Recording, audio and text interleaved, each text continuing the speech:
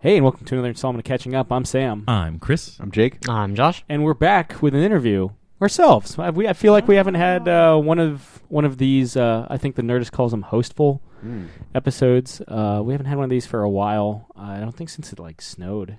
I think we had... when we had a canceled interview. Yeah, that was the last kind of just straight up geek out show ensemble we've had. I mean, it's a good problem to have. We've certainly enjoyed the interviews, and judging by the numbers, you guys have too. But this week, it's just going to be us. Just everybody tunes out. So yeah, turn off right now. Yeah. Relax and float downstream. No special guest at the end of the episode. Yeah, no tag that I know of. But the Yet. yeah. So what do you guys got going on? Anything? I know a couple of us saw films. Yes, I saw Zootopia. Was it because everyone's all over that movie's anthropomorphic furry nuts? Was it? Was it? Everyone's all over that movie's bunny dick. Yeah. I guess fox dick, since the bunny is the female in it. Yeah. Well, someone remind me again who made it, because I'm unsure of which studio it came from. Pixar. It's a Disney Dream? proper. Yeah. Okay. Same studio as Big Hero 6 and Wreck-It Ralph.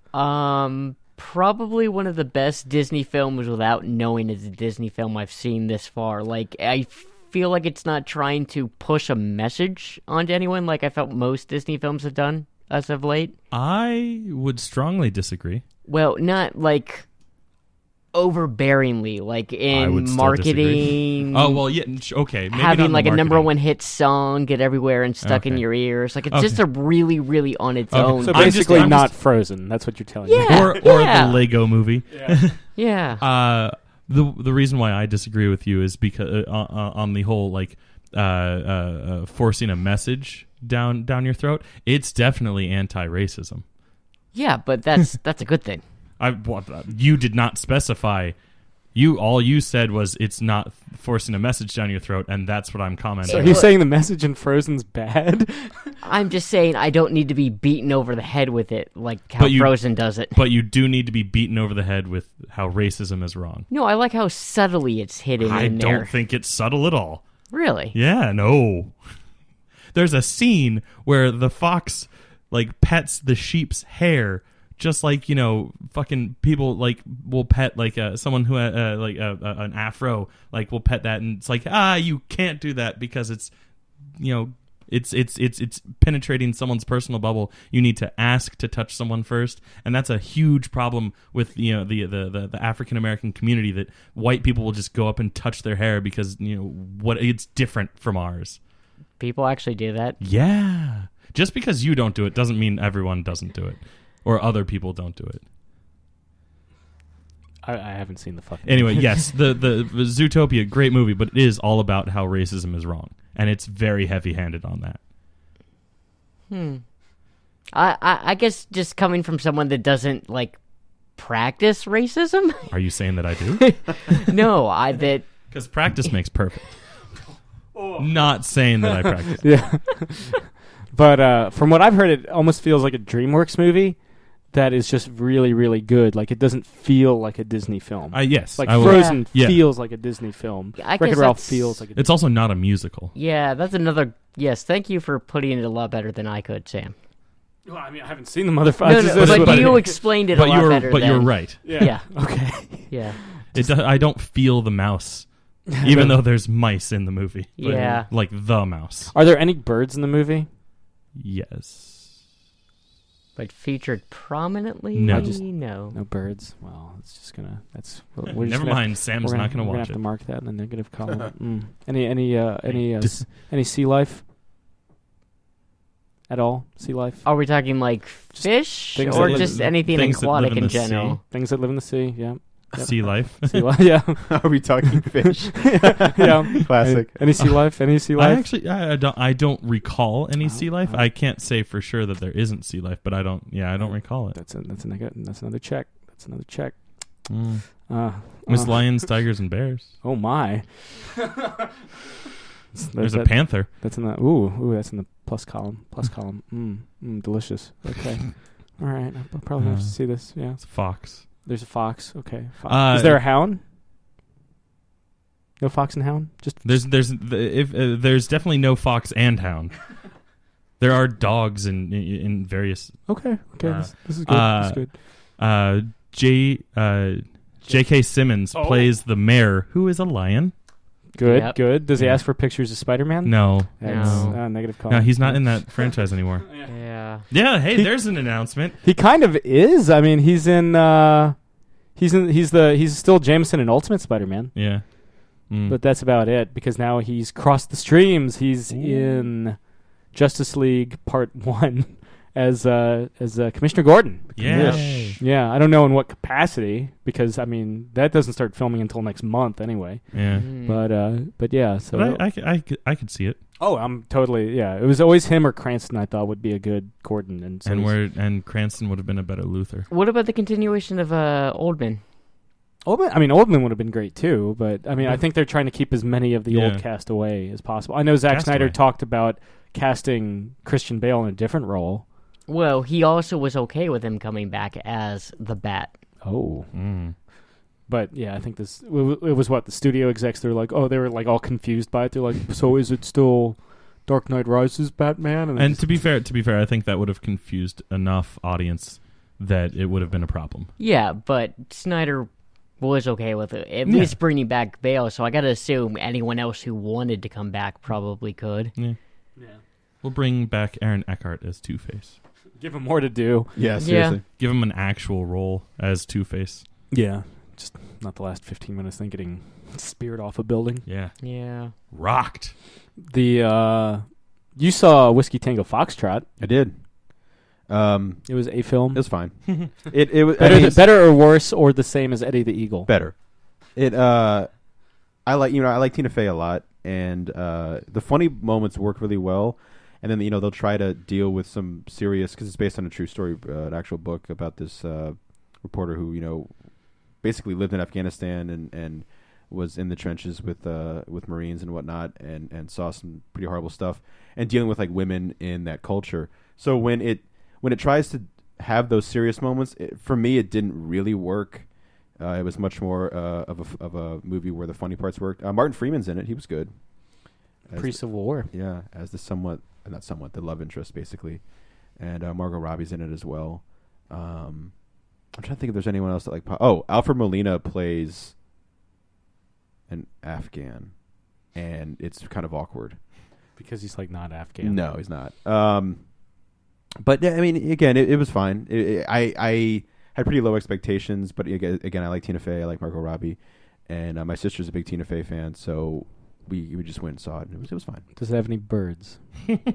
There's probably some birds in it. Okay, good. Sea life. No. That's they are in Afghanistan. That is a negative. That is a negative. That's a shame. Okay. J.K. Simmons. No J.K. Simmons. J.K. Simmons. No J.K. Simmons. At least even Terminator Genesis had J.K. Simmons. Because that worked out so well. He goes from... it's a thankless role for him. It's also got one of the guy that becomes a Hare Krishna in Mad Men. In a weird... I think he gets killed by John Connor. Spoilers, if you really give a shit. I don't remember. Yeah. I would recommend not watching it. Yeah, that movie was such a blur. Well, watch the first half. Yeah, it's fine. It's okay. And Get smashed and watch it when it comes to Netflix. Yeah, soon, maybe. Speaking of Martin Freeman, though, Yeah. he's in Captain America Civil War, which just released its final trailer this week, and it's pretty fucking cool. Yeah. It is. I was trying to stay not excited for this movie. Like, I don't know if I said it on mic, but I've definitely said it off mic. I'm kind of this at the beginning of the year. I was feeling pretty burnt out with superhero movies. I was like, Deadpool looks cool. Other than that, like I give it, whatever. But like suddenly, tickets for Batman Superman went on sale, and I got hyped. Got tickets for opening night. Same thing with fucking Civil War. Like, got hyped and like watched the trailer, and I was like, oh, this trailer looks good. Whereas like the other one, I was like kind of lukewarm about the first trailer. But like I'm hyped about it. I have one complaint about the trailer, but I figure I'd let you guys say your piece, and then I'll just go on my little artsy rant about. It's. I mean, it's just a continuation of basically what we saw in the first one, just dealing with more throwdown, a little more, I guess, not More really context backstory, but a and little more stuff. context. We get to see T'Challa out of the suit, which is cool. Kind of the, I guess, superhuman prison that Tony Stark endorses. Yeah. Again, like, as Spider-Man's my favorite Marvel character, but I mean, the guy I'm looking forward to most is Black Panther, which I've probably said a bunch of times. So any more footage of him, just seeing him kick ass and bullets fly off his vibranium suit was pretty freaking cool. Yeah, I feel like the Captain America films, as far as the Marvel Universe have been going, have been the ones of, like, a mainstay character just keep getting better. Iron Man, Thor, those films kind of have been losing their step as they go along, but the Cap films just keep ratcheting up what makes them perfect. Even though I would still contend that this is Avengers 2.5. Which... Or what Avengers 2 should have been. I guess. I mean, it's all the Avengers are there. Like it's a universe-wide event. Well, to be fair, not all of the Avengers are minus there. Thor and Hulk. Yeah. Yeah. All right. Fine. You got me. Yeah. There. Damn my blanket statements. Yeah. But then again, Age of Ultron barely had fucking some of the fringe characters. Falcon. Yeah, War Falcon. Machine. Yeah. But in place of Ant-Man, or in place of Cox, in place of Cox. Hulk and Thor, we get Ant-Man, Black Panther. We get that giant motherfucker. We got Vision? Well, we had Vision in Age of Ultron, but I assume we get more of him than we did in that film since he doesn't show up until the last third. Yeah. I assume more Scarlet Witch since she's on the side of right and light. Though I guess who is on the side of right and light? Basically everybody but Crossbones, I would assume. Winter Soldier, who wasn't in Age of Ultron at all, of course, is in this one. Yeah. And then, of course, the big one, the one that everyone was losing their minds over on the internet, we get Spider-Man. Yeah. Which was your point of contention. Yeah. Not that I don't like Spider-Man being in it. That's cool. My problem is from a storyteller's point of view, not from like a fanboy's point of view or anything like that. But like, I wish there had been a little bit more mystery about it, and like, I feel like it would have been a more effective tease if they had just cut it after the thwip, where he grabs the shield away, and maybe the streak, where he's flying at whatever the truck or whatever he lands on. But I did not. I feel like they should have saved the full body shot for the movie. I had said, when they first were they first said Spider-Man's coming back into the MCU, about how I hope we don't see him until the premiere and blah blah blah. But I will say, as a Spider-Man fan, as soon as he showed up, I was like, I don't give a shit. I fucking love Spider-Man. I'm so fucking glad he's as here. As a fanboy, I was like, ooh. And like, I like his costume. A lot of people have been giving the costume shit. Or well, I've heard a couple people giving the costume shit. I'm a fan of the small eyes. Anyway. Yeah. Yeah, mostly like people are like, oh, it's CGI, and I'm like, the fucking all the other Spider-Man movie costumes have been CG since Tobey Maguire. Not only that, almost every superhero nowadays is CGI for a good chunk of the movie. They're flopping, flying around and shit. They're and CGI. like the only time that it's really failed is Green Lantern. Yeah, I can't think of a more disappointing superhero costume in terms of it being totally animated. Mm-hmm. And just a bad design. Yeah. But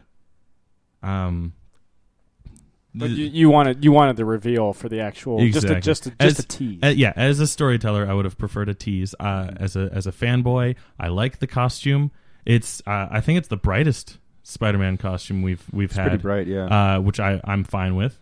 And I do love the squinty eyes. The I fact that they move. Yeah. Deadpool style, and because that's been a mainstay of him in the comics, in the cartoons. Movies are the only ones that haven't been able to do it. Yeah. I will say it's interesting, all the big fight scenes because my thing is like, how much of the movie doesn't take place in the airport fight scene? Because that's like all the bread and butter of the fucking trailer. And like, how much are they not showing from that? Considering Spider-Man makes his debut, it looks like before shit gets real. Yeah. So where is he in that fight? Ant-Man just like flick him away, and he's just like, "Oh God!" Does he like grab Cap's shield and run away like, haha, you can't catch me? Yeah. Though, do you think there's going to be any unannounced appearances? Daredevil, Nick Fury, who even though Samuel L. Jackson's like, I'm not in this movie, watch him totally be in this fucking movie. Daredevil, no. I don't think Matt Murdock's going to show up. I bet you at the very least they do have a passing line. They'll probably reference it. Yeah. You know, just like how they reference New York all the time in the incident. The incident, not just the city, because of course they're going to mention the city New York because it's in fucking Hell's Kitchen. But like, I'm sure at the very least they're going to be like, oh, there's some dude running around Hell's Kitchen in a red suit. Yeah, like when like Cap and Tony are like arguing, and they're like, yeah, well, what about that Yahoo over in Hell's Kitchen? Yahoo. I mean, they can make the reference of like, you know, the red guy, the red suited spandex dude in New York, and not be Spider-Man. Don't actually see kind of like what they did in Winter Soldier, where they list off the 2 or 3 guys. Certainly Doctor Strange. Yeah. Mm-hmm. Well, I mean, as far as like Marvel's connections to its television properties, especially with even its Netflix ones now, I feel like they're like Agents of S.H.I.E.L.D., as far as I know, isn't going to have anything connected to Civil War. And I feel like the Defender series with Netflix is kind of also doing its best to distance itself either from the main television products or the films until it gets fully encompassed with all the characters in it. Do you think that's like a Infinity War thing? Yeah, I think if anything, the chances of there being a name drop or even a mention of like any of them, if either maybe Jessica Jones or Matt Murdock at this point, is very, very unlikely. It's like a slim chance. But when Infinity War comes around, I think there's a greater chance of them showing up. Which to me makes like less sense. Yeah, the Thanos galactic. Yeah, well, space battles. Bring in the blind guy. I think it. I mean, I'm not saying they're going to show up in Cap 3. Thank you, in Civil War, but I feel like it'd make more sense to reference them. The real question is, are they going to feature the Guns N' Roses song "Civil War"? Or I Don't Want Your Civil War, or whatever the fuck Civil the War is. That's probably my favorite. I don't want your That's like one of my. That's one of my favorite Guns N' Roses songs. But good song. God no, because that song's long as shit. I was about to. It Well, doesn't have to be the I was whole about song. to say. Well, it's all or nothing. Maybe it's all maybe or like nothing. Maybe like during like the fight scene when everyone's like on the ground, you just hear the whistles. Like I can't whistle, but even, you know even better. Even better. They have the sample from Cool Hand Luke in the beginning. They're like, "What we have here is a failure," and then the movie starts, and I'm just like, "What the fuck is this?"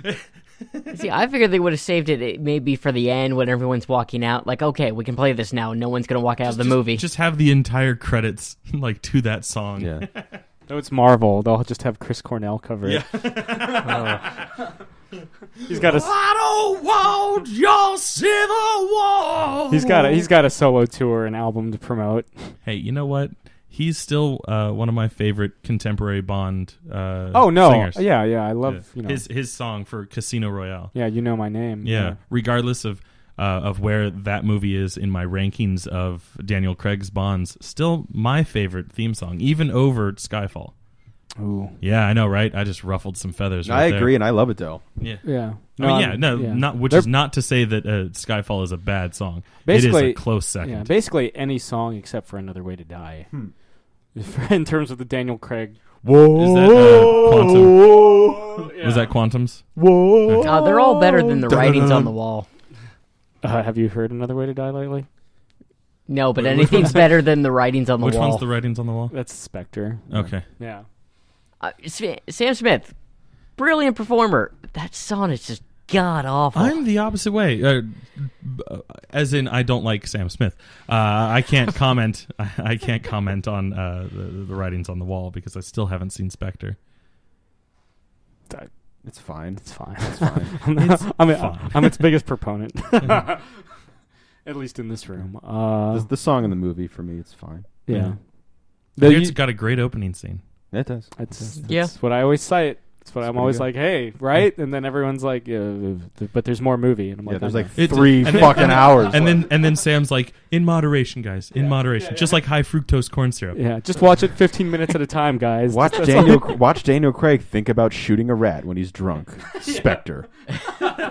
Watch grown Not men. hyperbole. Yeah, watch grown men stare at each other in a dark room where Christoph Waltz just waits. Spectre. Hello, James. Hello, James Bond. It's been a long time. The entirety of my Christoph Waltz impressions are stemmed from hearing you guys do impressions of him from Spectre. Yeah. Did you not get enough of being Spectre? like- I'll be in Tarzan next year. Like you know how back when we were doing the videos, like every time I did an impression, it had to start with a oh.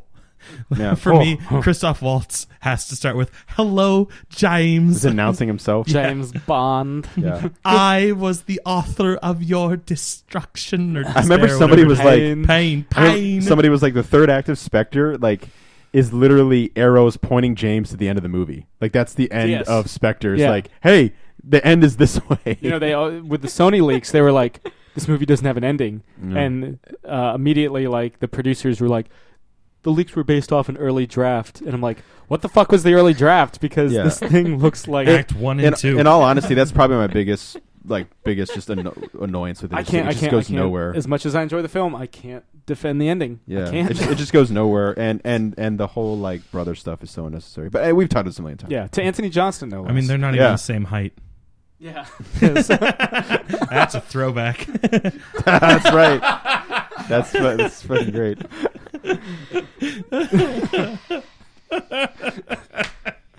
I don't know if that wasn't on mic, so that's... No, it was. Oh. It was. Oh, okay. Well, it's in the...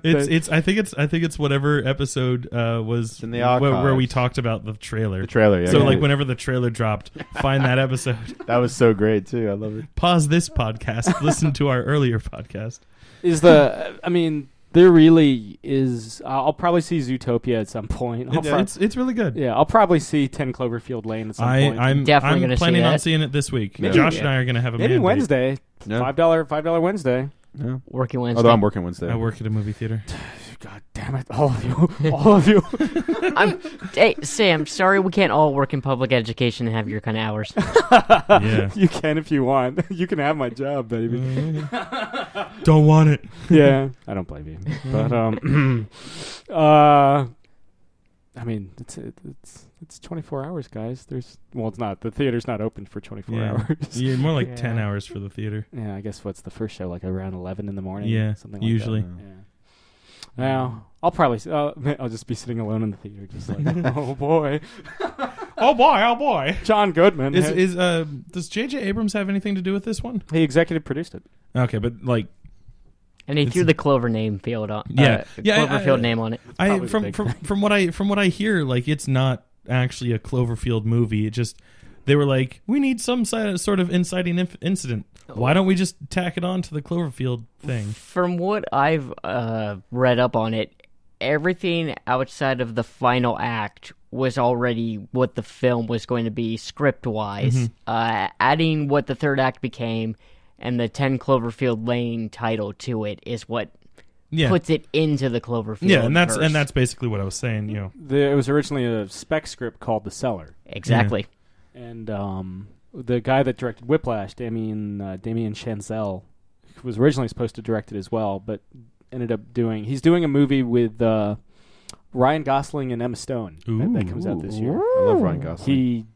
I love both of them. He wrote the shooting script for 10 Cloverfield Lane, but then went off. Like, he basically added that third act, like you were saying. Okay. And it was, under JJ's. Because I think JJ is a huge Twilight Zone fan. Mm-hmm. He's got a letter from, not to him, but from a fan letter by Rod Serling to somebody. And he has the original title plates, like the opening title plates. No, the closing title plates with like the seal of approval or whatever, the guild seals for the original Twilight Zones in the Bad Robot office. And he's like, what if we made Cloverfield kind of like Twilight Zone? Like, they don't necessarily have to be connected, but they kind of have. I'm totally fine with it being anthology-esque. You know, like what Halloween 3 should have been. Yeah.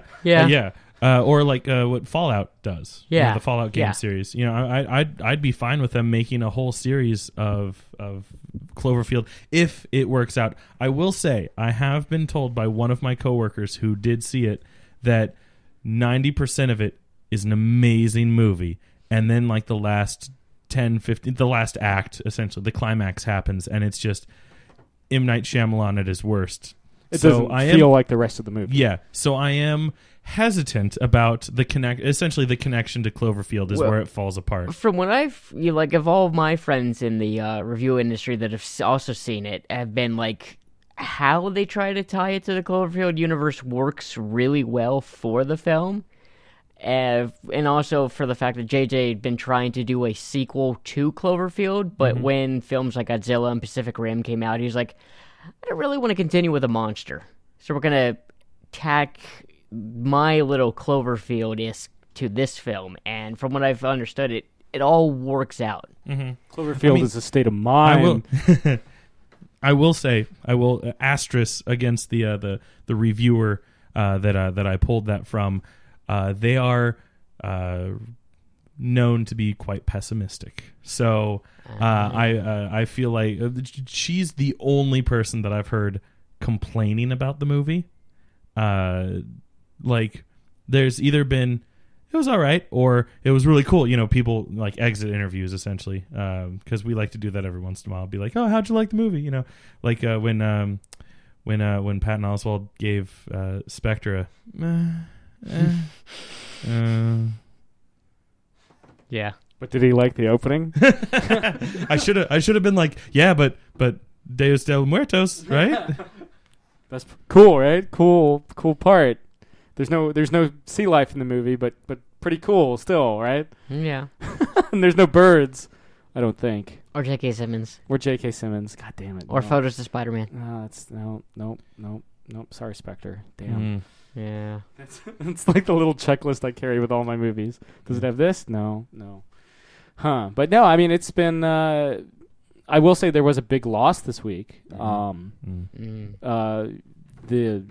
Beatles, I think the only album... Because George Martin, he 90 years old, died of, I assume, natural causes, because, again, he was 90 fucking years old. But is the only album he didn't produce Let It Be? Yeah. Which is... not coincidentally like their worst album. I was about to facetiously say that explains so much, but it's got some diamonds in the rough, but it's mostly rough. Mostly Aladdin. Yeah. Diamonds in the rough. Well, I mean, like other things, like just like moments, like She's Leaving Home was one that he didn't produce, which kind of really bummed out. Well, it's because McCartney was impatient. Well, yeah, that's what I'm saying. Like he didn't do that one, and that's just another example of like I think it's a good song, but that's something that kind of bummed out. He was also George kind Martin. of relatively hands-off during the White Album production. Again, that kind of makes sense. Because it's pretty rough. It's a pretty rough album. Again, and also in the fact that Number it 9. didn't need to be a double album. Number 9. He hated that. That. Yeah. Him and McCartney tried to get the rest of the band to drop Revolution 9, and then they just outvoted him. It's a terrible song. Yeah. Terrible like thing. Revolution. I love Revolution. Yeah. But Revolution 9 so... Yeah.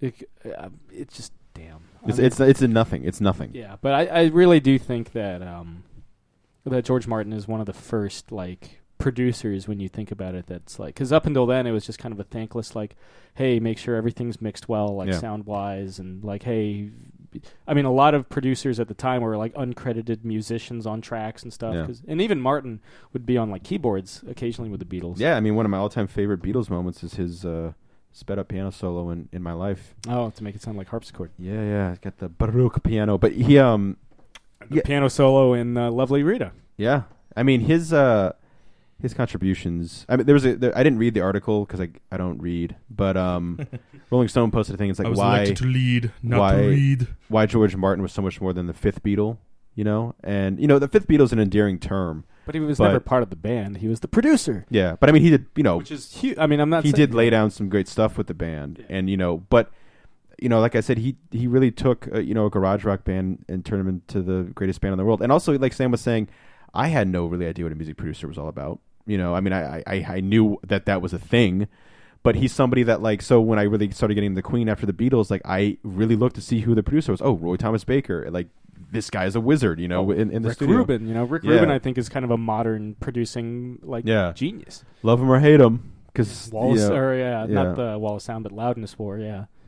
But I think he's more of a hands-off guy, which some people. Yeah, again, it depends on who you're working with. Some people love it, some people hate it. Yeah. Some of my favorite albums are produced by Rick Rubin. Yeah, well, I think a good example is I think like Corey Taylor was like, oh yeah, I mean yeah, but Corey Taylor was like, I would basically, I'm putting words in his mouth, of course, but like basically the idea like he wouldn't work with Rick Rubin again. He did Volume 3 and that was it. Yeah, and it's it's kind of a thin.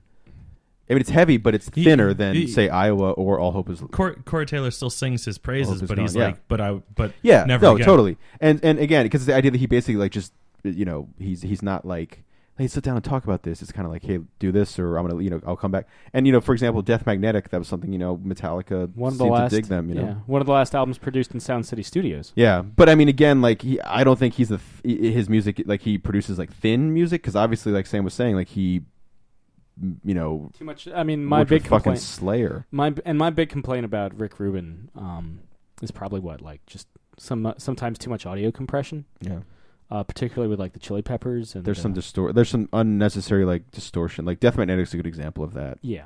When you turn it up, and of course you want to listen to Metallica loud, but then at least the drums sound like drums. Yeah, that's true. Versus Saint Anger. But you listen to like Bob Rock's another guy. I looked to see who Bob Rock was because of Sir George Martin and Steve Albini. Yeah, and that's Cheap Trick and In Utero for anyone who doesn't know who Steve Albini is. Thank you. But yeah, I mean, I don't know why I'm talking about fucking Rick Rubin so much. Mostly because like listen to South of Heaven, or Rain and Blood or War Ensemble. Isn't that Earth? Yeah. The fuck out of here. But I mean, even the best band in the world can sound like ass if they have a bad producer. Case in point, Kiss. I was gonna say Let It Be. Yeah. But you were gonna say what? Hotter Than Hell. Hotter Than Hell or Dressed to Kill.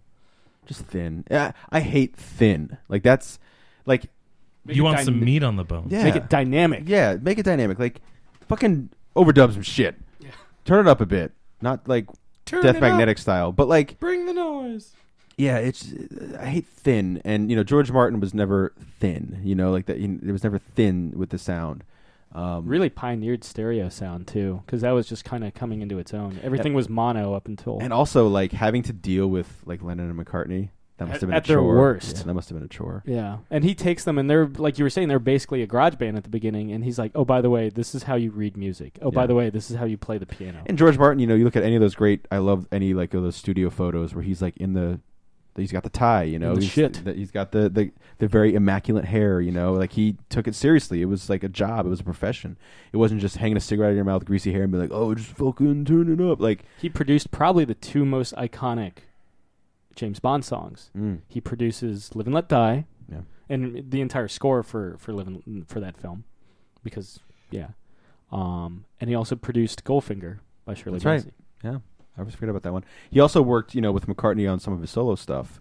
Tug of War, which I think is McCartney's masterpiece in terms of Tug of War, though I think is kind of his masterpiece for a couple of reasons, but one of them, George Martin always said the best vocal track McCartney ever did was Wonderlust off Tug of War, and if you listen to it, I mean, it's fantastic, and it's got to be a bummer for Ringo and Paul too, because like we were saying off mic, the Beatles family is getting smaller and smaller, which is sad. Yeah. But it's really just, if you think about it, just Paul, Ringo, and I suppose Yoko. Yeah, I would say. I mean, Yoko is part of the family. Yeah, she's on some tracks on the White Album. Yeah.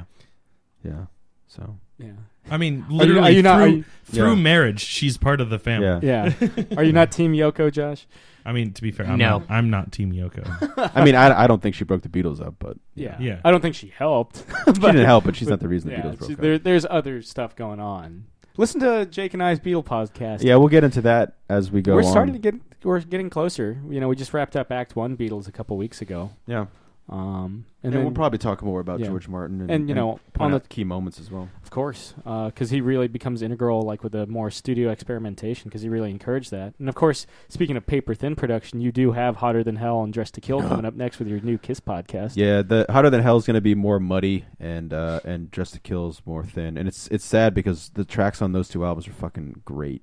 But that'll be a reoccurring theme for those two albums. Yeah, and then you and Ken just did an anime-centric episode of Laserdiscs. Indeed we did. So if you're a fan of that, because, I mean, Ken's got the Phantom Menace Laserdisc. Yeah, which, I mean, which it kind of, like, sort of, like, fits in with the Japanese, element, because it was only available in Japan because fucking the Japanese market fucking loved Laserdiscs. And so they, it stayed alive there for a year or so longer, which is why he was able to get the Phantom Menace, even though it came out after Laserdisc was dead here in the States. But then, we mostly talk about anime during it because he's a huge anime fan, and he's got a pretty sizable collection of anime TV shows and movies. Probably all of Evangelion. He's working on it. He doesn't have all of it yet, but definitely working on it, because there's actually a lot of it, so he Now, what's the last major American film to see, at least in the North American market, to get a Laserdisc release? Sleepy Hollow. Oh, I figured that out while we were doing the commentary for Sleepy Hollow. available now. And it's a good one, Yeah, because that's a good movie. Well, I always like our Halloween commentaries. It's also kind of a month where we're not like bound by franchise. I guess we don't technically have to be bound by franchises, but it's nice to kind of tie into what's going on now. Bound. Think of the fucking Kanye West song. Okay, honey. Or the movie Bound. Is that the one with Charlize Theron? Bound. No, it's what's her name? Trinity from the Matrix movies. Carrie Moss. Ann Moss. Carrie Ann Moss. Help. Yeah. Yeah. It's pretty sexy. Sweet. Arya Talok. I mean, I think, if you guys are paying attention to what we're releasing in general, you'll notice that we're wrapping up the Superman stuff. I think we're all... you guys already have your tickets to the midnight show. Even got our tickets for Cap. Yep. Should be sweet. Should be sweet. Yeah. For whatever reason, like coming into this year like you, I wasn't like all jazzed about like superhero movies. Obviously, I was always going to see them. Yeah. I'm still going to see Star Trek Beyond, and that first trailer looks fucking terrible. For the very least, just for the sake of this show.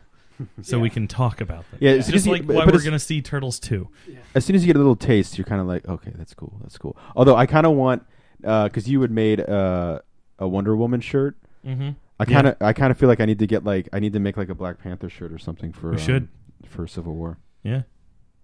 I'll send you my shirt, guy. Yeah. Just dress up as Black Panther and just pose. It should be arriving tomorrow, so you might get a picture of me wearing it nice on your phone. It's what, first weekend in May? Yes. 5th? Yeah, we're seeing it May 5th. Shit, I need to get on my Team Cap shirt. Mm-hmm. I need to get on my...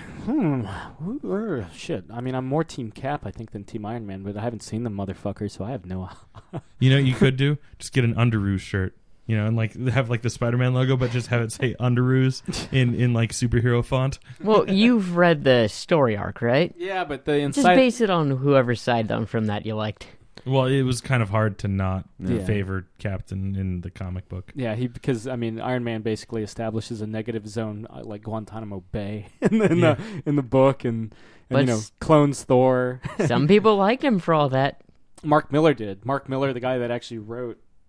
I mean, I was Team Iron Man. Okay, yeah, Mark Miller, who wrote it, and of course wrote like Wanda Martial Law, and did he write Martial Law? No, yeah, he said fascist, and I was like Judge Dredd. Martial Law. Yeah, he also wrote Kingsman. Yeah, the guy that wrote that and wrote the book was always like, well, I was always Team Iron Man. I didn't get why people were Team Cap. Well, I wish you would have not read him like a fucking fascist. He blamed it on the tie-ins. He's like, all the tie-ins made Iron Man out to be the villain. It's like, no. All I read was just the core story. I mean, like, again, so my thing was, it wasn't that, there, because I was joking about reading, Judge Dredd and Martial Law, and like seeing the fallout of what would happen in like different universes if heroes are left unchecked. But my thing was like, I like the idea that not heroes that have to like, be held down by the government, and it's just kind of like this really kind of crazy, fascist era thing. But it was more of the idea that superheroes should be accountable for their actions, and I like that. I thought that was something that they could have made Iron Man for once the responsible superhero, not just the playboy drunkard. And it became something that, for me, I was so disappointed with the Civil War book, and I love Steve McNiven and I love Mark Miller, but I just really wasn't a huge fan of that book. I do like, if memory serves correctly, because it hasn't been since the book came out that I've read it in single issues, like not even like the trade. I mean, it's or not unreadable. Like it's a fair book. Yeah, I'm just saying that I haven't revisited it, but I do. If I remember correctly, I do like that after a while it kind of did become like the Iron Man's like, oh shit, I bit off more than I could chew. This is getting out of hand. There's, like not necessarily like shadow governments and stuff like that, but there's like, people who have things to gain. Ulterior motives. Yeah, exactly. Within the government who are exploiting the events that are going on. And I did like that, how it wasn't just straight up like Iron Man has, turned heel and he's become like the villain. He's just like, I thought I was doing right. Kind of like what, Age of Ultron, ended up being like just something, that, falling out of his reach. But my thing was that like, it wasn't that he was like, I could have been right. It's that, or like I thought I was doing right. It was the idea that like it could have been the right thing, but they so clearly wrote it as you're doing the wrong thing. Yeah. And that was my problem. Like it didn't have to be the wrong thing. It could have been two. Like you could have agreed with Cap and you could agree with Iron Man. Like there could have been that like kind of balance of which didn't Avengers vs X-Men do that? I didn't read that a bit better. Avengers vs X-Men. The idea is it's kind of like remember in the first Batman Superman arc where. The government blames Superman for the giant kryptonite asteroid coming towards Earth. Yeah, Public Enemies. Or what became Public Enemies. Exactly, yeah. That was the name of the story arc, too. So was it? Yeah. Okay. I just watched that movie today, for some reason, actually. I thought they changed it for the movie. Good movie. It is. It's a good story arc. I just watched that today because I bought like the cool like hardcover and it comes with the digital DVD, Blu-ray. Is that a DVD? It comes with a fucking DVD, a fucking Blu-ray, a digital voodoo code, a digital code of the fucking book and the fucking book itself. My favorite line in that movie, which is great, is when Batman's going to save the day in the composite Batman robot Voltron, and Superman's beating Lex Luthor, and he's like, that's my best friend up there, and you killed him, which is great because Superman can say that line, but Batman could never get away with saying that because one, I don't think he ever would, like he's my best friend. He would never admit it. Yeah, he wouldn't. But like I like that Clark, the Clark thing was like, you're my best friend, you're my boy. But yeah, and that's right, drawn by one of my favorite comic book artists. Oh, McGinnis, who's doing Spider-Man Deadpool right now with Joe Kelly. Yeah, interview available now. So the government blames Superman in that story on the kryptonite asteroid coming towards Earth. In Avengers vs. X-Men, the government blames the Phoenix Force coming towards Earth on Hope, the Hope Summers. And so the Avengers are like, yo. He's sort of child of Scott and Jean. They never really, they're just like, it's kind of like Jean Grey, but it's not. It's so weird. They never quite address it. And now they don't have to. Now they don't, because now they have teenage Jean Grey running around. But the Avengers are like, yo, we're gonna have to take Hope Summers because there's this big cosmic force coming towards Earth, and it's probably gonna like char the planet. And the Avengers are like, fuck you. And then they get into this huge like fight. Honestly, the prompt between those two fighting is dumber than Civil War, because at least Civil War, they're like Stamford is like all but fucking destroyed by Nitro. I like that. That's the thing. I really like the incident that sets it off. That's like the whole like reality show. These like D-list characters. What happened? The penance thing is fucking weird. But like Speedball becoming a Saw villain. But it's I have a spike for every victim from Stamford, and it's twice as long for the children. It's like, bro. But did they do a better job with like the conflict of you being like, well, who is right? Well, is what I was positing. From what I understand, the film for Civil War is following just of the idea of registration. Well, not just registration, like but accountability. Not X-Men have been fighting it for years, but not the idea of making Tony out to be like some super fascist and having like the really horrible ideas that, as you guys put all of the tie-ins have. Well, and I think the big thing going on there is the international, because I'm sure, and they kind of address it in Age of Ultron. Remember in the beginning of Age of Ultron when all the villagers are throwing like cans at the Iron Legion? Oh yeah. Oh yeah. I think they view the Avengers as like the ultimate like imperialistic like military force. And so you've got the Avengers going off into Sokovia. You've got them going off to Wakanda. And all these, the UN is basically like, fuck enough. Like, you can't even contain it in your own borders. Look at New York City and Washington, D.C., much less Wakanda and Sokovia. Keep it, they set up what they call, I guess at the end of Ant-Man, the Accords, the Sokovia Accords. Yeah. And Winter Soldier gets, I assumed, framed by Crossbones and probably Baron Zemo. Because let's be honest, it's probably Baron Zemo. Oh, that's right. He's in the film too.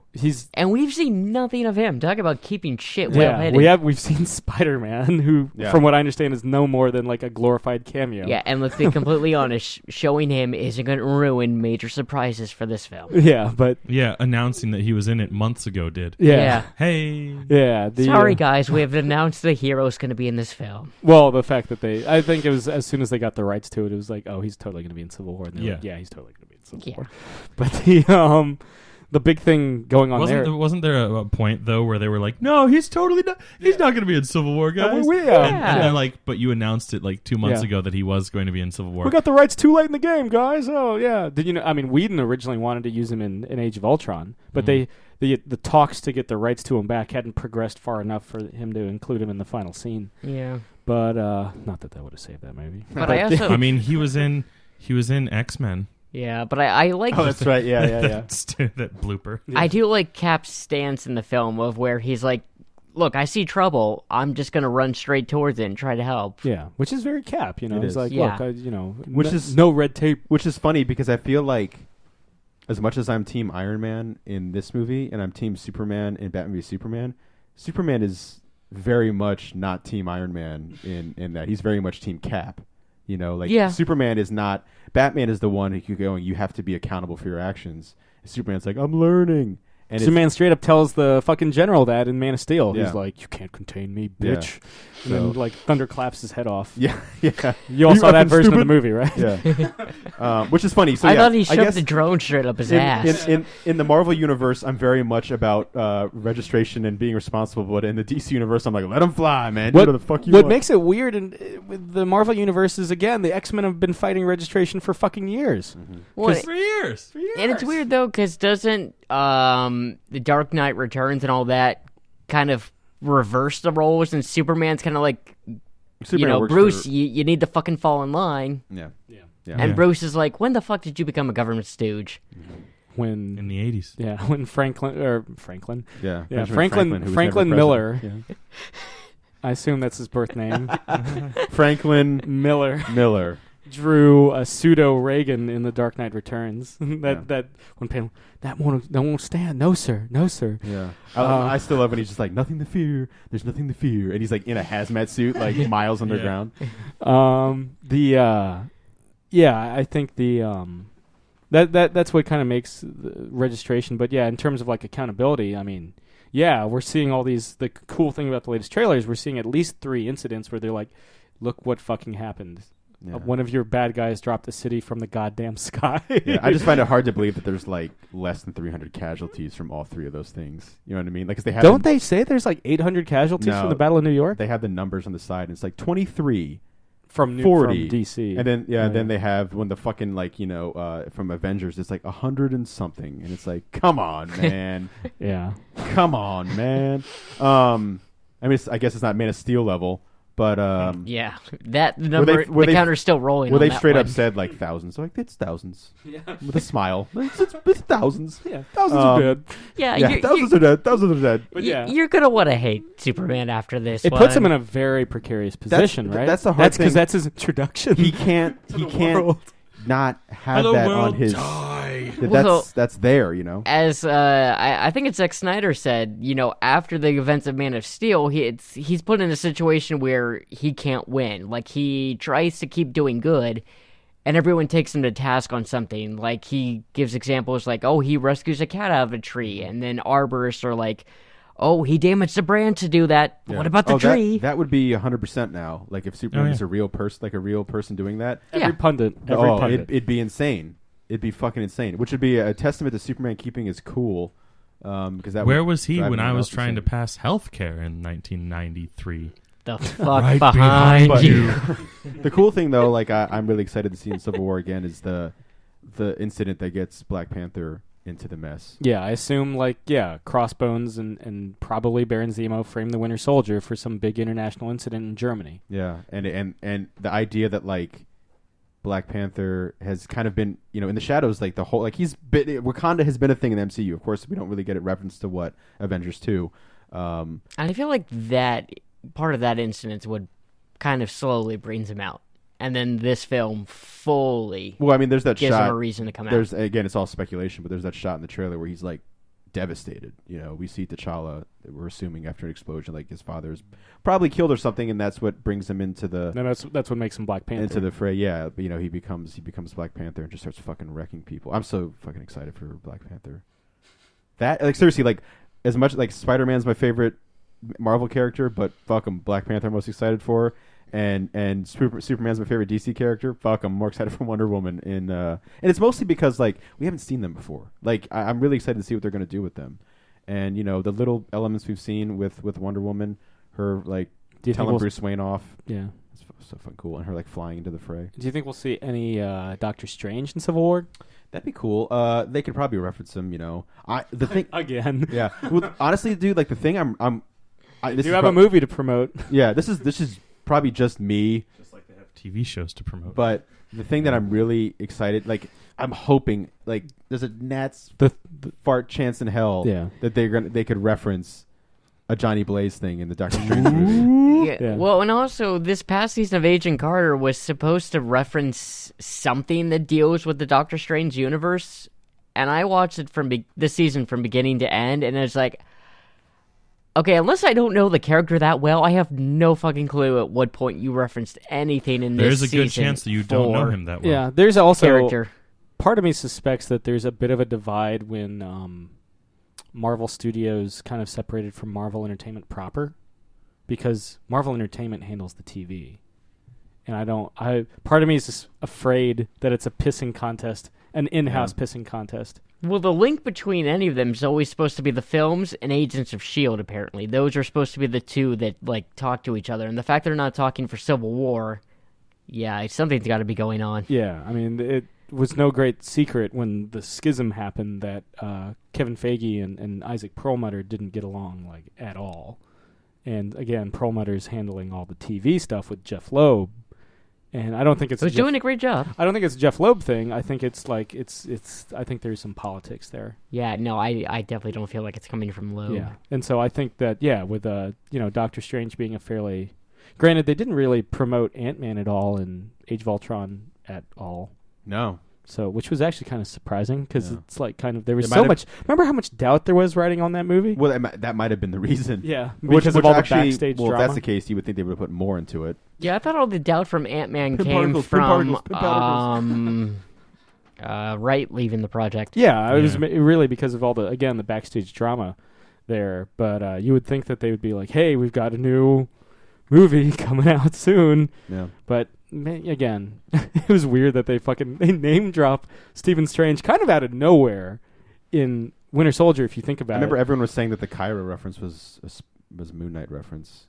Yeah, because that's where he becomes. He gets the Egyptian Khonshu powers, brought back and the Spider-Man reference just happened to work out in their favor unintentionally. The kid crawling up walls. Yeah. You know. Works out. Yeah. But, they're probably thinking, thank God we got those rights. But you don't, having said all this, you don't think that we're probably not going to get a big Doctor Strange thing. I mean, if anything, there'll be like a... Post-credits? Yeah, it'll be an end thing. Watch it be just Thanos again. Like, the Age of Ultron was him, like, putting on the glove, and, like, Civil War is him, he's, like, tightening it. He's, like... he walks up and he goes, now I'll have to do... He's like, guess I'll do this myself. And this one is him taking it off, and he's going, that was cool. Yeah. Good. Yeah, it fits. He's fucking dusting it. Yeah. Do you have one in another size? Yeah. Listening to South of Heaven. Tapping his foot along. Yeah. That's how earthquakes happen. How stoked are you that Stallone's in Guardians of the Galaxy, apparently? Pretty stoked. And even more stoked that Kurt Russell's in it. Probably Peter. Tango and Cash. Probably Peter Quill's dad. if I had to So put fucking money cool. on it. It'd be so Yeah. Yeah. So, a lot of cool shit.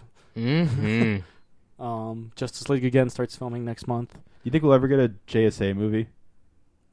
Or DC is just too afraid to like have JSA because they're more likely to be TV. Let's be honest. And they've had their TV run too Yeah. on another show. Smallville. Yeah. Yeah. the 2-hour movie. Michael Shanks going out like a hoss. Yeah. Yeah. Best part of that group. Hoss Shanks. Boss Hoss Shanks. I like Dr. Fate the most in the Absolute Justice. Not Stargirl. No. Courtney Whitmore. Because you've been like to kind of change gears because we need to fill airtime.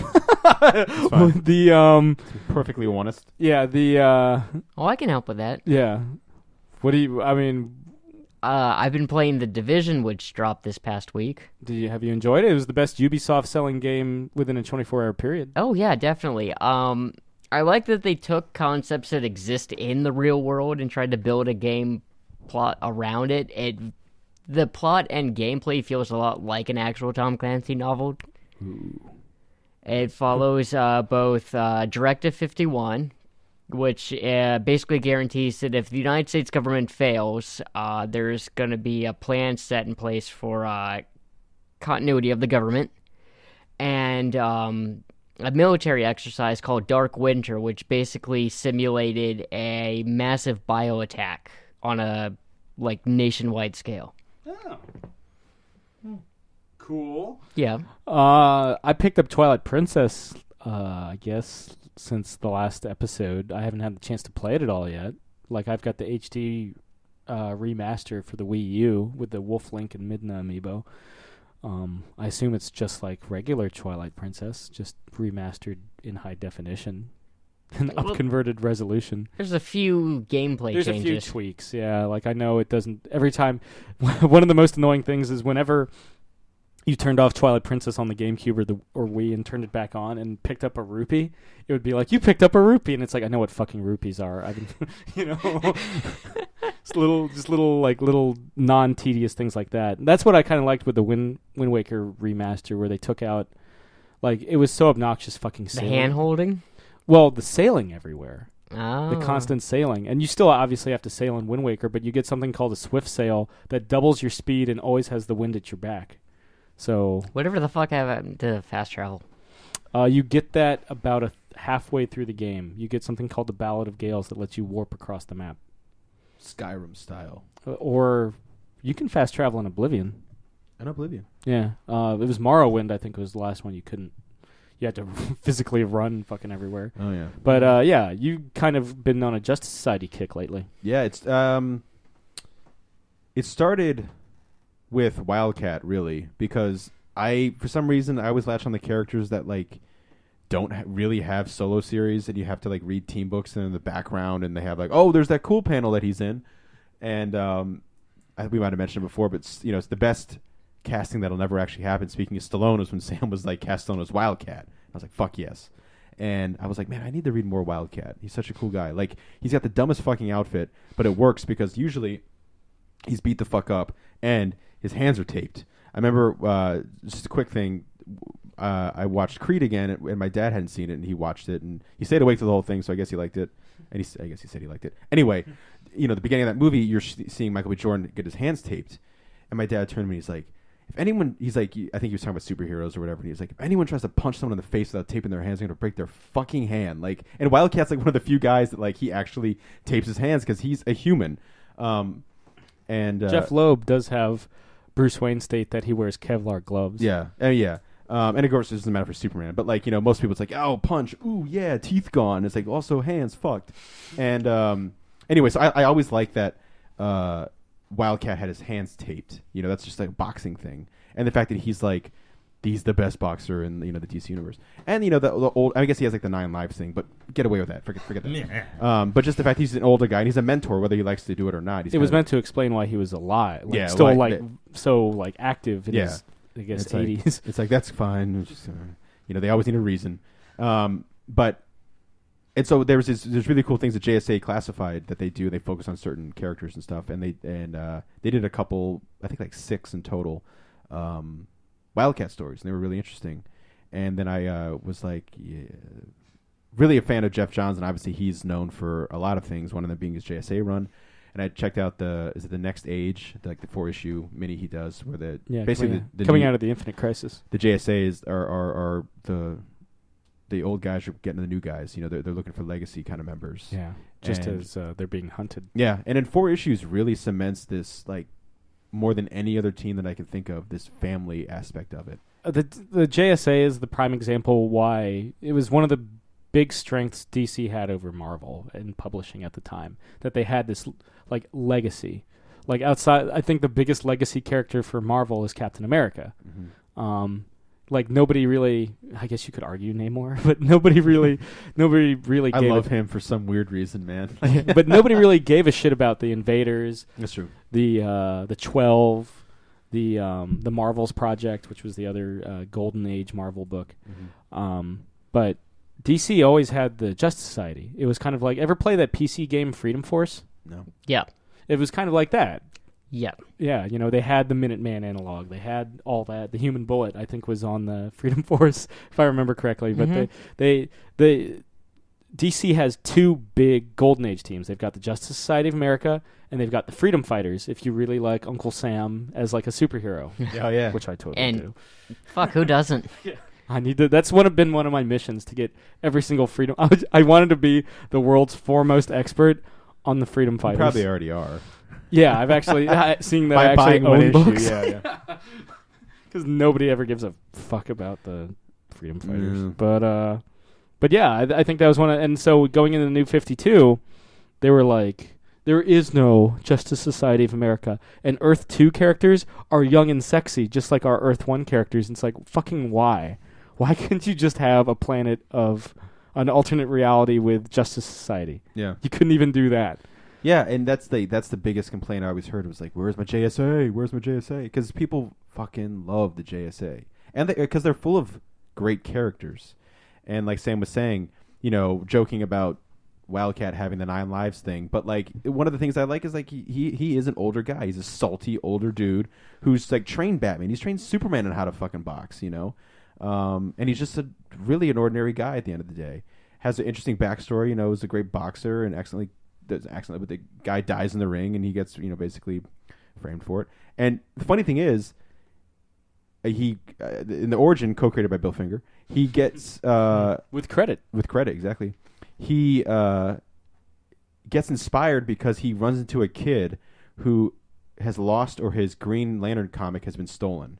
And so he's like, what's this? Who's Green Lantern? And the kid's like telling him about Green Lantern, and that's what inspired Alan Scott Green Lantern, and inspires him to put on a fucking cat suit and start kicking ass. And yeah, he's just a guy who just got a right hook that can knock out Solomon Grundy. Is there any other JSA members? Jay Garrick? I mean, I would say Jay Garrick's my favorite Flash member, again, because of the old, I like that old mentor kind of thing. And I love his outfit. Yeah. I think his outfit, all the JSA members have great outfits. I love it, even no matter how ridiculous they are. Yeah, Dr. Fate. Dr. Fate is Dr. Midnight. Dr. Midnight, Dr. Fate. I mean, how many doctors? You got so many doctors in the JSA, man. They're fucking smart motherfuckers. But I mean, Power Girl. But my favorite's probably, you know, is Hawkman. And it's Mr. Terrific. Mr. Terrific. Fair play. Hawkman is, I think is so cool. One, because he's kind of one of those guys that he's like in the JSA, and then he's in the JLA, and then he's in the Justice League. It's whatever they want him to write him as. He just shows up. Whenever he's been reincarnated. The thing I think is funny is like, if Hawkman shows up, you're never like, oh cool, it's Hawkman. You're like, oh shit, if he's here, shit's about to go down. Yeah. Atom Smasher. Atom Smasher's fantastic. Yeah. It's just really, I mean. Oh, you mean Edge? Edge. Yeah. But no, I mean check out the next Wait, stage. was he a good guy? Yeah. Atom Smasher? Yeah. And for some reason in Flash they make him seem like a bad guy. I don't know why they have him be a bad guy. I was hoping he'd come back in the next episode. I'm really upset that he's only been there for one episode. I don't know how he could. Well, he's a very different character. Yeah. Well, he is in the comics. Or are you saying how he could come back? Yeah. I mean, he's only imprisoned in the Large Hadron Collider. It's not like prisoners have escaped from that. Yeah, it's not. Yeah, it's not like we haven't seen every single person get out of that. Yeah. Wait. They just get out. Like, to my knowledge, they never sent him back to Earth 2. Yeah, but I didn't think he survived the episode either. Oh, yeah, no, he totally survived. I have no frame of reference. First episode of season 2. Again, I know. Yeah, Once you catch got up. a few months to a year to wait, Sam. Anyway, usually added around September. he's fucking cool. But yeah, I think Hawkman. Like I said, at the end of the thing that solidified him for me being like the coolest motherfucker. I think he's the biggest badass in the DC universe. You know whose costume you would probably think is the biggest badass in, or is the coolest costume in the JSA? The original Sandman. Oh yeah, he's got a great costume. Wesley Dodds? Yeah, he's got a great costume. Yeah. There's like someone was saying like because I said something on Facebook about it, and my uncle said Barney Fife. It was his favorite JSA member, but he's actually I think he's a comic fan. Anyway, Certainly an Andy Griffith one. yeah, right. Sick costume, bro. But yeah, they were like kind of like a Green Hornet, Rorschach, Batman, Sandman thing. But yeah, Sandman's got a pretty cool. Yeah, Our Pretty cool Man's in outfit. it. You know, Wait, Our which Man's which Sandman? not Neil Not- Gaiman's Sandman. And not Marvel villain. Not the No, yeah, no. yeah. There was No, a JSA. Not Thomas Hayden Church. yeah. I'm not a bad guy. Sometimes many I just make Sandmen bad are decisions. there? Subtle as a brick to Yeah. the face. There's like as many Captain Marvels. Yeah. There's at least Too many. 3. Yeah. Dear God. Yeah. The Sandman, the original Sandman over in for the JSA, he's got like the gold mask and the trench coat and the goggles, and he basically shoots people with sand that makes them sleep. Yeah. Really cool character. And he shows up. He shows up in. I know we're in, selling him so hard. in the next. He's in Smallville. He's a big part of the Absolute Justice episode. He dies in the beginning of Kingdom Come. Yeah. But he's the guy that pretty much shows up in the next stage. Like he's like, I'm having nightmares about this and this and this. Like the family members and it's a really cool introduction too because it kind of gives you the background of each member. Yeah. Gets in their head really well, especially Wildcat, which is what really spurred me on to read it because that's got that great Alex Ross cover with him almost petting his son's head, like chewing his ear, isn't he? He's like grabbing his head almost like because he's a fucking like werecat thing, and which is so it sounds weird but it's so cool. Turning out the fire with gasoline. But Cat people. Yeah, but the thing I liked again about the thing that sold me on Hawkman forever and ever is when Jeff Johns, and it was when he was like, it's a dude who has like access to like Wakanda level, like DC level technology for Thagarian like stuff, like kill people a mile away with like guns and crazy stuff. And from the practical side point, he doesn't want it to fall in the wrong hands. That's why he doesn't use it. But from the badass standpoint, which is what made Jeff Johns want to take this character and run with him, which he does so well with lesser known quotes characters. Booster Gold. Which I haven't read that series yet, but I need to. He was like, he's a guy who has all that technology at his hands, and he uses a mace. Like he could kill you from far away and never have to see you, but he uses a mace because he wants to get up close and personal. He wants to make it hurt. Yeah, and he just is fucking cool. Yeah. But you were saying like your favorite members of the JSA? Oh, it's obviously Ted Grant. Wildcat's a huge one, but also a big fan of Jay Garrick because I liked how Barry Allen, at least in pre-Crisis Comics, grows up as a fan of Jay Garrick. Yeah. Like he reads because in Earth 1, the JSA is just comic book characters, and so he actually gets to the first crossover between the two universes is Jay Garrick and Barry Allen teaming up, and that was really cool. And he kind of at post-Crisis, where they're obviously in the same universe, I guess from Jump, he's kind of this mentor figure for Barry, but then he becomes kind of a surrogate father for Wally after Barry's taken off the board during the Crisis on Infinite Earths. So I really always dug Jay Garrick. Did you like the JLU episode with Wildcat where it's like where he's like grudge match? Yeah. Yeah, where he basically beats the fuck out of Oliver Queen. Yeah, Oliver's like, I'm just trying to help you, and he's just like, fuck you. Yeah. Breaks his face. No, he's fine. It's okay. I mean, I would rather get some Wildcat than no Wildcat at all. True. We never see Jay Garrick in Justice League or In Justice League. JLU, no. Yeah. No Alan Scott either, I don't think. Not that I remember. But we do get Star and Stripe. you get Ted Grant in a flashback in the Smallville episode as a boxer, which is cool. That's sweet. Yeah, they really focus on the boxing. Yeah. They didn't want to show him in a fucking. He's got a cool Wildcat splash outfit. page in one of my favorite splash pages in New Frontier. There's a Ted Grant splash page where he's in the middle of the ring and everyone's throwing roses at him, and he's just like, "Yes, I'm the best. I'm undefeated." Yeah, just look at my physique. That's really cool. I really like Liberty Bell, who started out as Jesse Quick, the son of Johnny Quick. She was cool, and then her husband's Rick Tyler, the new Hour Man, and there was a cool mechanic during the Jeff Johns run where Rex Tyler dies during 0 hour. I think Extent or whatever, or Hal Jordan ages him to death. Like he's like, Parallax? What? yeah, is Parallax. Yeah. happening to me? Yeah, he ages him to death. He's like, by the way, you were born in like the 1920s. You should be older than you actually are. And he's like, oh fuck, and then just dies. By the way, Last So he Crusade uses style. logic. Well, yeah, that and the combined powers of the central power battery, and because he's absorbed. You seem so disappointed that it wasn't just purely logic that beat him. Like, hey, by the way, you're really fucking old. Shouldn't you be dead right now? It's like, fuck. You're right. He chose poorly. Yeah, just ages to dust. But again, like Last Crusade. Sold.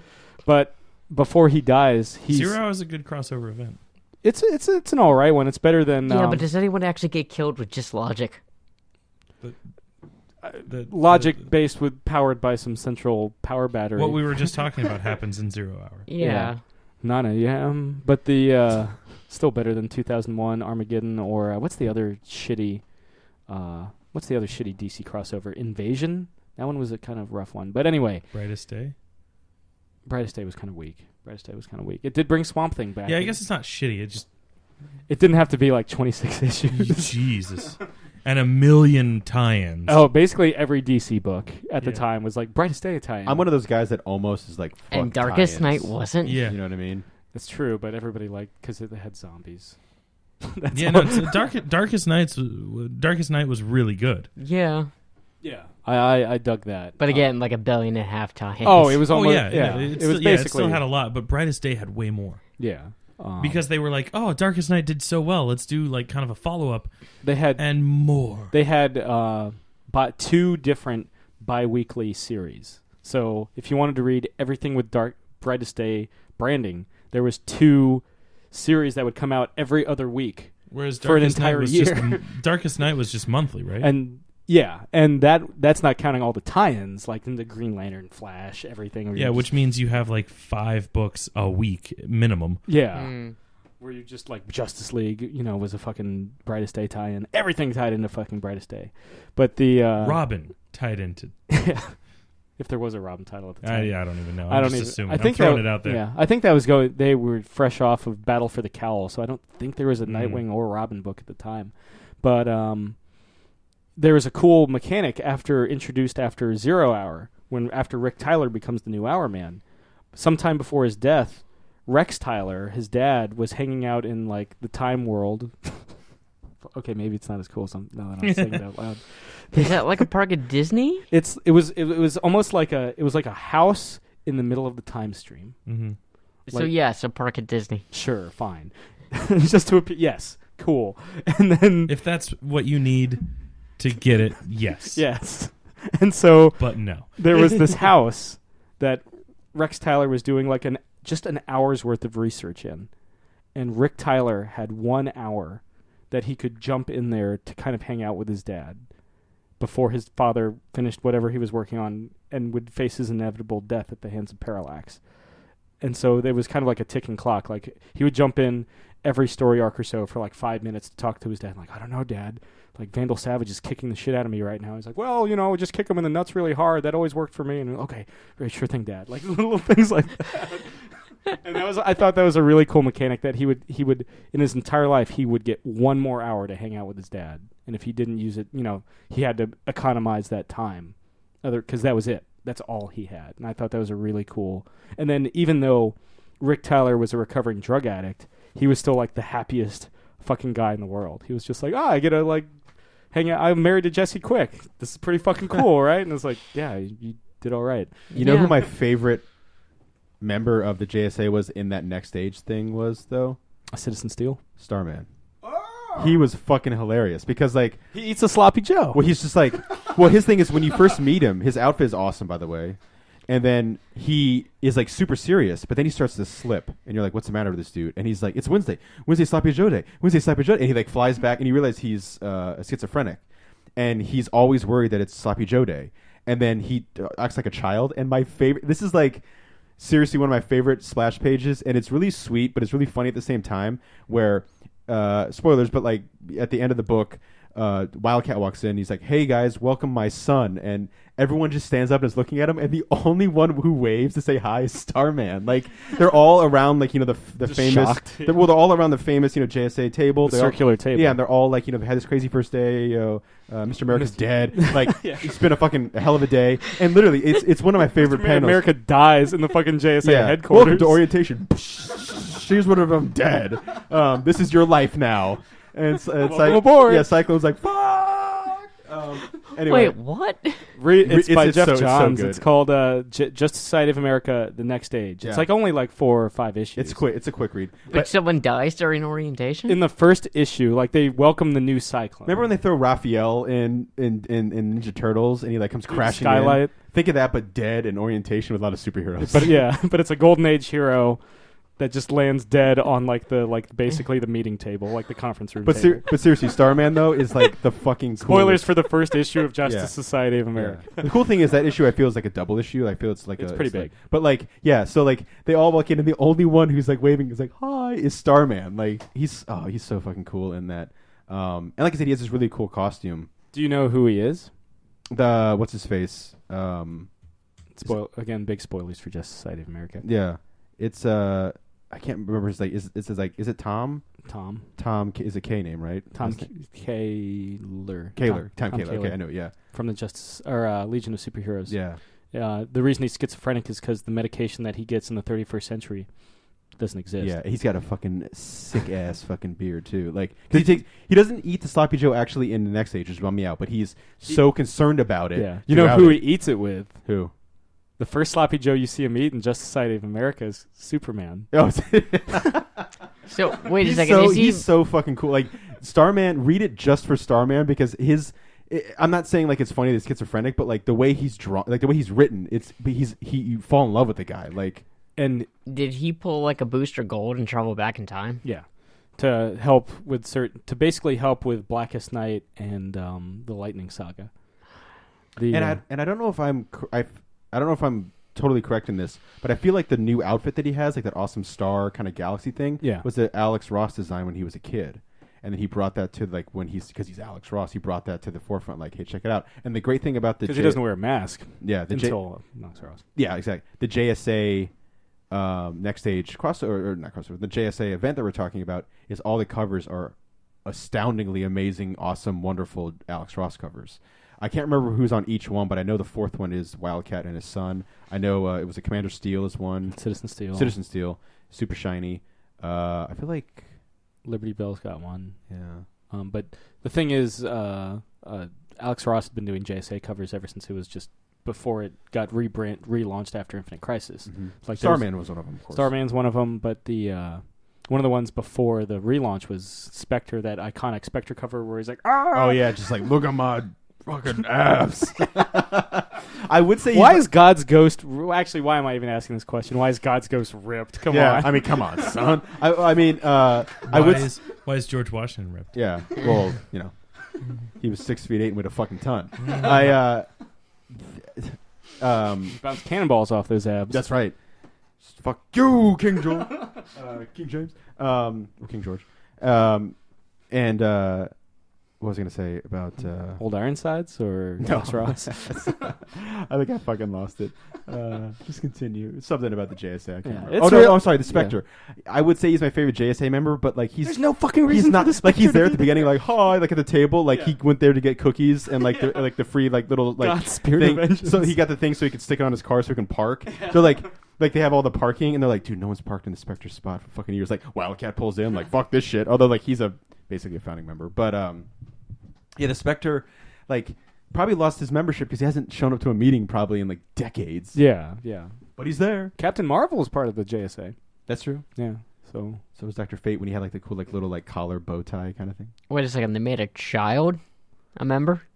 Well, Captain Marvel's an adult. They weren't like Billy Batson's the kid. Billy Batson's that in a high Although that chair. was, To be that fair- was a plot of a whole episode of Young Justice. To be fair, NJLU, I think. To be fair, Yeah. when he is When Captain he was about joining Marvel, the it's Justice still League a in that one. child's mind driving the fucking car. Yeah. Yeah. They also have Stargirl, who's also a child, and Teenager or child? to be fair, so is Billy Batson. No. in the DCU. I think he's like, In the DCU. not in the in the animated series, they make him look like he's like 10. yeah. Yeah. But it changes. Yeah. It's You mean he's not always 10? No. No. He's In not the like Bart DCU, Simpson.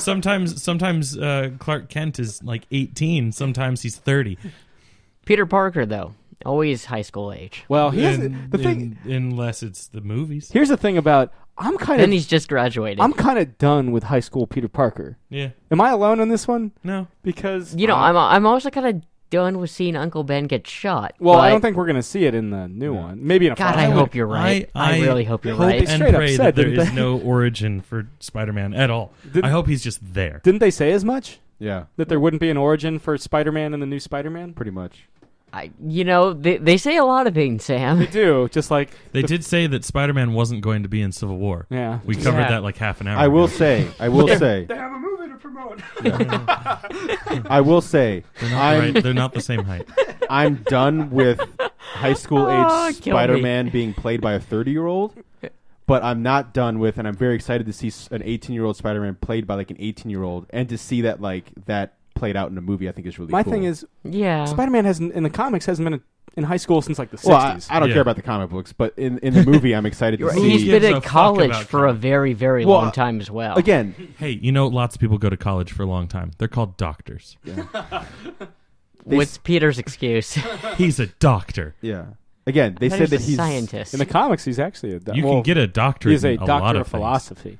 Really? At my art school, I was taught by a doctor of audio engineering. But Peter, a doctor in philosophy. Sure. He's a smart motherfucker. Yeah. Yeah. Maybe he took a lot of philosophy classes. Well, You don't- Doctor it- Philosophy is you know- what PhD stands for.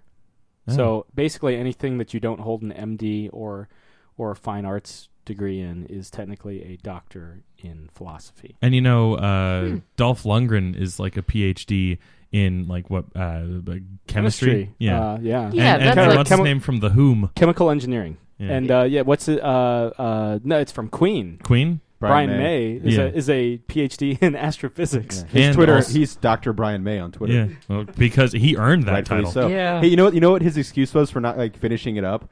He had to create A Night at the Opera, and one of the greatest, my favorite guitar album of all time. That and being Queen for 20 some years. That was his excuse. Yeah.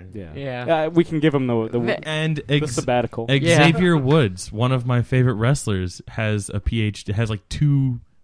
Does he have two doctorates, or just? Yeah, but he's a fucking wrestler.